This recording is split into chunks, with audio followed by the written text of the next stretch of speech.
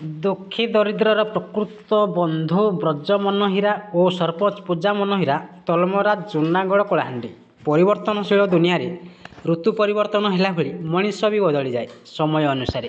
କିନ୍ତୁ କିଛି ଏମିତି ବି ମଣିଷ ଅଛନ୍ତି, ସେମାନେ ଦୁଃଖୀ ଦରିଦ୍ରର ସେବା କରିବା ଓ ସମାଜର କଲ୍ୟାଣ କରିବା ପାଇଁ ସବୁବେଳେ କର୍ମତତ୍ପର ହୋଇ ରହିଥାନ୍ତି ଓ କଥାରେ ନୁହେଁ କାମରେ ଦେଖାଇଥାନ୍ତି। ତାଙ୍କର ଏହି ମହତ୍ କାର୍ଯ୍ୟ ଦେଖି ଆଖପାଖ ଅଞ୍ଚଳର ଲୋକମାନେ ବେଶୀ ପ୍ରଶଂସା କରିଥାନ୍ତି ଓ ନିଜର ଦୁଃଖ ସୁଖକୁ ତାଙ୍କ ଆଗରେ କହିଥାନ୍ତି। ଠିକ୍ ଏମିତି ଜଣେ ସରଳ ସଚ୍ଚୋଟ ଓ ମଣିଷ ହେଉଛନ୍ତି ବ୍ରଜମନହୀରା ଓ ତାଙ୍କର ଧର୍ମପତ୍ନୀ ସରପଞ୍ଚ ପୂଜା ମନହୀରା।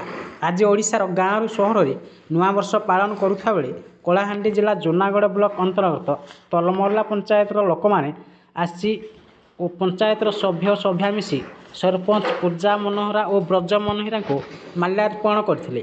ଗ୍ରାମବାସୀଙ୍କ ଏହି କାର୍ଯ୍ୟ ଦେଖି ସରପଞ୍ଚ ପୂଜା ମନହୀରା ଓ ସ୍ୱାମୀ ବ୍ରଜ ମନହୀରା ଆଗାମୀ ଦିନରେ ଘର ଘର ବୁଲି ସମସ୍ତଙ୍କର ଦୁଃଖରେ ସୁଖରେ ଛିଡ଼ା ହେବୁ ବୋଲି ପରିପ୍ରକାଶ କରିଥିଲେ। ଆମ ଚ୍ୟାନେଲ ତରଫରୁ ସରପଞ୍ଚ ପୂଜା ମନହୀରା ଓ ସ୍ୱାମୀ ବ୍ରଜ ମନହୀରାଙ୍କୁ ଭଗବାନ ଘଣ୍ଟ ଘୋଡ଼ାଇ ରଖିଥାଉ ଓ ସେମାନେ ଦୁହେଁ ଆଗକୁ ଗରିବର ସେବା ଓ ବିପଦ ସମୟରେ ଛିଡ଼ା ହୋଇଥାନ୍ତୁ। Western Odisha bureau head Pradeep Kumar ଡଙ୍ଗରିଆଙ୍କ ରିପୋର୍ଟ, ନ୍ୟୁଜ୍ ଓଡ଼ିଶା ଟିଭି।